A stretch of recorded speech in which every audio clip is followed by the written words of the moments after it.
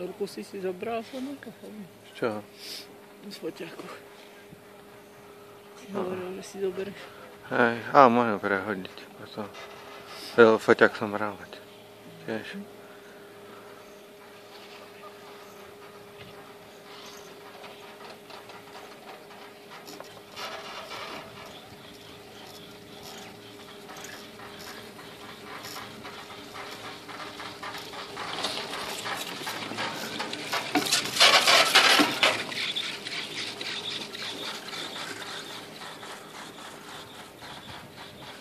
Mám predal.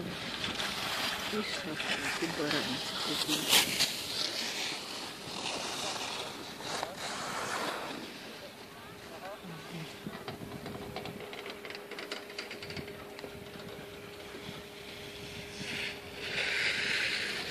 Hore by sa dalo opalovať. No, ideme sa. Hneď spáliš. Ja to hádam tak, ja to nevieme lyžovať. Čo? Prečo? Sa pýtam. Normálne. Ty blázon? Prečo? Nevím. To už moc vymýšľam. Nevymýšľam, Ježiši. Kopu ľudí sem chodí lyžovať a akorát pani Kopcová povie, že vymýšľam. No a pozri sa. Ide pešo dole. No a sa to môžem? Môže pokazili lyže. Určite. Vyzerá na to, že mám pokazené lyže. Ale toto je v pohode, Kopček, čo chceš. Keby ti Tomáško išiel, tak mi sa tu vybláznil so mnou. No. To by bolo pre neho tiež.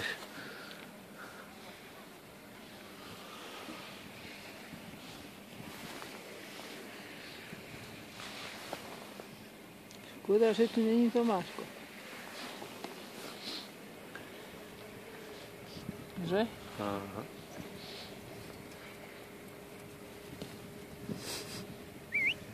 Aj Sopel mi už zamrzol. Veď mne tiež, jak som išiel dole, ako do Riešivy a mám voda. Sopel zamrznutý v nose. A to iba som fakt Ja koľko. už ho mám rozmazaný okolo nosa. A to som dole išiel asi pol minúty. Kúkni za seba. Na výhľad. Taký tam sa má.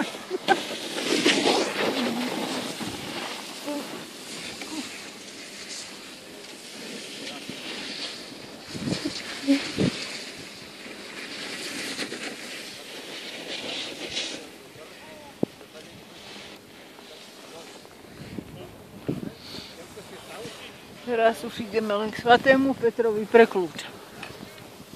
Ne? Poď. Nevyspoj, jaký nádherný No výhľad. nádherný výhľad, k svätému Petrovi pre kľúče ideme. Krásne je tu. Dole, zmrhali, to nás opaluješ. No. Ešte, že som si natrela faktor E50. Nespálím sa. No,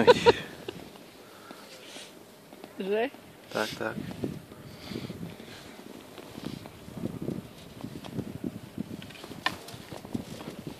Ale potom ono, hento lanovkou. Neviem, kde má ono, stanicu. Dole. Budem musieť... Kde máte stanicu? Takže ak idú tieto obidve lanovky zhruba do tej istej polohy, tak v pohode, vieš. Hendej by mohlo byť teplejšie. Už mi zamrzá ruka, to je tiež pravda.